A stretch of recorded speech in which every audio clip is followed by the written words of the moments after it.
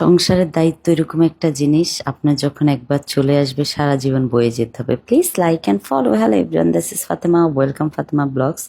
সকাল সকাল ঘুম থেকে উঠে আমি আমার ফ্রেশ জুসগুলো ফিনিশ করতেছিলাম। আজকে আমি অনেক সকালে ঘুম থেকে উঠেছি।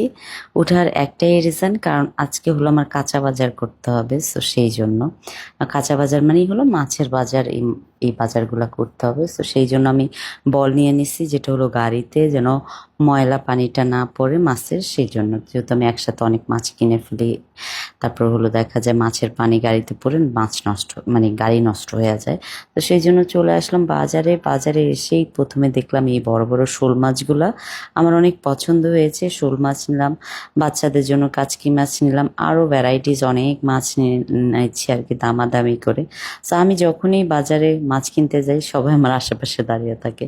এখন বাজার থেকে আসার পরে সায়ান আমার লোকে এত রাগ করতেছে যে তুমি আমাকে রেখে বাজারে গেছো কেন, আমি তোমার সাথে যেতাম, এরকম ভাব দেখাচ্ছে। তারপরে সে সব বাজার নিয়ে হলো হেল্পিং হ্যান্ডদের কাছে দিচ্ছে আর আমার সাথে ফাইটিং করছে, আমার বাবার মতো বিহেভ করছে।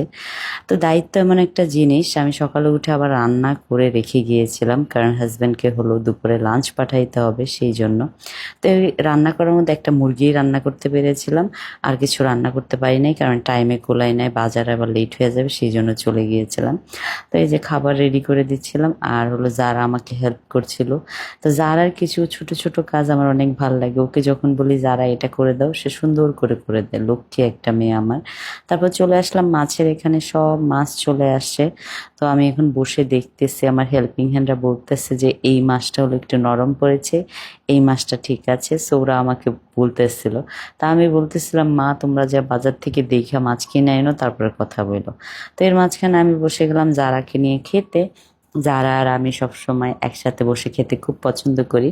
তো যেহেতু রান্নার কিছু ছিল না, তো বাজার থেকে যে মাছ এনেছিলাম ওই ফ্রেশ মাছ আর মাছের পেটিগুলা আমার খুবই পছন্দের, মাছের পেটি। তো এই মাছ আর মাছের পেটি ভেজে আমরা মা মেয়ে আরাম করে খাচ্ছিলাম। তো যারাকে বললাম মুরগি নিবা, তো যারা হলো হ্যাঁ বললো, তো যারাকে মুরগি দিলাম। আর সায়ন বড় পিছন পিছন ঘুরতেছে। পরে অনেকক্ষণ রেস্ট নিয়ে সন্ধ্যায় চলে আসলাম রান্না করতে, কারণ হাজব্যান্ডকে ভেবেছি সব ফ্রেশ রান্না করে আজকে খাওয়াবো। তো সেই জন্য সব কিছু যা যা কিনে এনেছি ফ্রেশ ফ্রেশ হাজব্যান্ডের জন্য রান্না করেছি। তো আমরা সবাই একসাথে বসে মজা করে ডিনার করেছি, আমি, আমার হাজব্যান্ড, আমার ছেলে। তো আলহামদুলিল্লাহ আজকে দিনটা খুবই ভালো গিয়েছে। আর হলো সবাই প্লিজ আমাদের ফ্যামিলির জন্য দোয়া করবেন, আর কারো যেন বদনজর না লাগে এটা অবশ্যই দোয়া করবেন। সবাই ভালো থাকবেন, সুস্থ থাকবেন। আর হলো thank you so much for watching my video. Bye bye, আল্লাহ হাফেজ।